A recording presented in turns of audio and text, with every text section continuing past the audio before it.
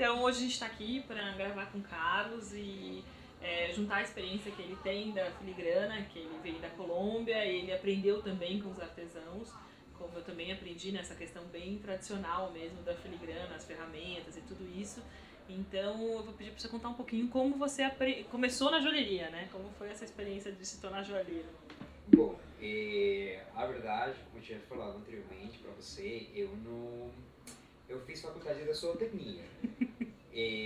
Quando saí da escola, que ainda era no final dos 90, que a Colômbia ainda estava nesse processo de crise financeira, enfim, tipo, as carreiras relacionadas com a parte criativa, artes e demais, não tinham muito mercado devido à crise econômica da Colômbia. Aí minha família é de origem caipira e aí eu via a zootecnia como uma boa alternativa de estudo para talvez me focar nessa área. Aí eu fiz 5 anos de faculdade de zootecnia e no último ano da faculdade eu falei, chega, definitivamente não vou viver de criar vacas, então vamos explorar o lado que realmente eu gosto, que é essa parte de criativa e manual. Não simplesmente criar, sino também criar no papel, sino ver que as coisas virassem objetos. Aí, por coincidência, eu terminei entrando em um curso de joalheria básico. Realmente não era para... Eu simplesmente fui na faculdade para fazer um curso livre de desenho. Aí a moça dos cursos livres precisava preencher o cupo das pessoas para o curso de joalheria, para não fechar o curso de joalheria. Ela foi tão insistente no momento de eu fazer o cadastro que eu mudei do curso de desenho ao curso de joalheria. E aí teve a oportunidade de juntar essas duas paixões pelo trabalho manual e pelo trabalho criativo. E aí fui ficando na joalheria. Aí depois eu comecei a fazer mais cursos com alguns joalheiros independentes, em algumas escolas da Colômbia. E aí mais ou menos uns 4 anos depois de estar trabalhando com joalheria, eu vim fazer o primeiro curso de filigrana. A filigrana é uma técnica que está bastante presente na artesania colombiana. Tem uma comunidade no Caribe da Colômbia que se chama Monpós, que eles têm essa técnica da filigrana desde a época da conquista. Então sempre achei uma técnica muito interessante, mas como técnica, mas essas peças eu achava um pouco carregadas demais, um pouco rococô, aquelas peças tão tradicionais, mas essa técnica sempre me chamou, achei muito interessante. Aí quando decidi ir um pouco atrás da técnica, em Bogotá tem uma escola, que é a Escola de Artes e Ofícios Santo Domingo, que eles o objetivo dessa escola é recuperar todos aqueles ofícios manuais. Então eles têm o ofício do couro, da madeira, da prata, e eles abriram um curso básico de filigrana, especificamente, com um dos maestros artesãos daquela cidade de Monpós. Aí eu fui lá, fiz curso com ele, um curso super bacana, e aí comecei a aprender a técnica. Aí comecei a desenvolver minhas primeiras peças de filigrana, e um tempo depois, seja, quando tomei a decisão de vir morar aqui no Brasil, eu quis ir um pouco mais atrás da filigrana, porque eu vi que no Brasil não tinha essa técnica. Então eu achei que poderia ser para mim uma boa ferramenta para explorar aqui no Brasil. Aí eu contatei meu professor e decidi viajar para a cidade de Monpós para conhecer o trabalho diretamente com os artesãos, que ainda são uma comunidade muito rústica, muito afastada. A verdade é uma ilha que fica no principal rio da Colômbia. E para chegar lá é um pouco difícil, você tem que viajar até Cartagena, depois de Cartagena você tem que viajar de carro aproximadamente umas 6, 7 horas para chegar nessa ilha. E que é onde tem essa comunidade que faz bastante filigrana. Aí eu cheguei lá e trabalhei, fiquei mais ou menos umas 3 semanas trabalhando diretamente com os artesãos. Mas sempre tem essa pequena briga entre a pessoa que é da cidade, do interior do país. Eles achavam que não ia dar conta de conseguir produzir, de trabalhar com eles, porque eles trabalham em umas condições muito precárias.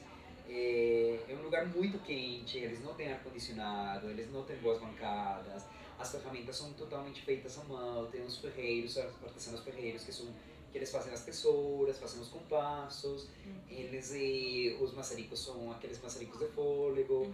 Então é um processo de produção muito artesanal. Então quando eu cheguei lá, tipo, os funcionários e o meu professor meio que ficaram, tipo, eles falaram, será que esse daqui, essa pessoa do interior vai ter a capacidade de aguentar aqui e ficar trabalhando com a gente para entender como o processo? E no final eles ficaram surpresos, porque eu ficava trabalhando 8, 9 horas por dia, a uma temperatura de uns 37 graus, e, e eu trabalhei com eles. Foram 3 semanas que eu ficava, tipo, eu era o primeiro a chegar na oficina e o último a ir embora.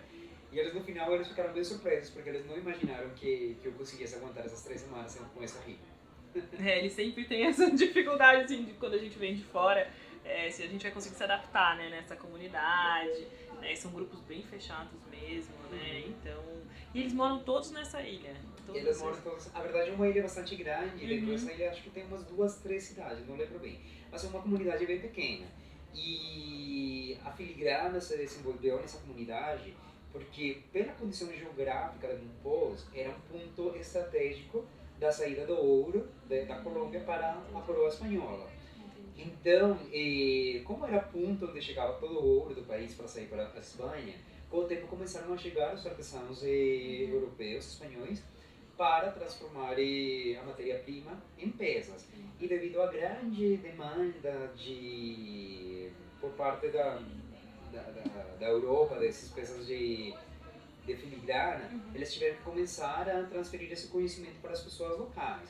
Mas e depois, com o tempo, se estabilizou o tipo de oficina medieval, onde tem o dono da oficina, que é o mestre, temos oficiais e temos aprendizes. Então, geralmente, é um processo que é mais transferido de geração em geração a membros de uma mesma família. Então, hoje em dia, devido a que essa estrutura está se perdendo, porque as novas gerações não têm tanto interesse, eles têm criado uma série de programas para tentar incentivar e recuperar essa tradição de joalheria. Porque teve um momento que a filigrana praticamente sumiu da ilha. Eram contados os artesãos que estavam fazendo a técnica. Aí tem uma entidade na Colômbia que se chama Artesanias da Colômbia, que é uma empresa de economia mista, que tem capital público, capital privado, que eles incentivam essa produção de artesanato.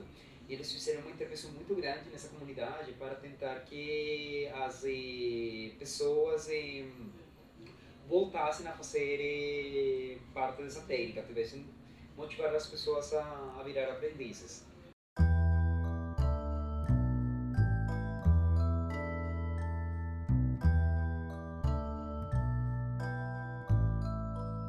Então o Carlos vai apresentar aqui um pouco das peças e das coleções que ele tem desenvolvido. Ele chama muito atenção essa peça Dunas, né, dessa coleção que você fez, pelo volume que você dá na filigrana, né? Uma forma bem criativa e bem diferente do tradicional, assim, que a gente vê na filigrana. O que acontece? Como eu te falei no início, eu sempre achei a filigrana como técnica uma técnica bastante interessante. Mas o designer das peças achava uma coisa muito repetitiva, muito tradicional. Então desde que eu comecei a trabalhar com filigrana, sempre tentei levar a filigrana a uma interpretação um pouco mais contemporânea. E essa daqui é uma das minhas últimas coleções, que é inspirada nas dunas. Então eu quis recriar, através da filigrana, através dos grãos do fio, aquela textura da areia e dar um movimento, aquele movimento que vai causando, que vai criando o vento na areia. Então eu quis levantar um pouco a filigrana para não ficar com que ficasse assim como esse elemento tradicional, totalmente plano. Então aí eu consegui levar essa parte plana a um volume 3D, para que ficasse mais interessante.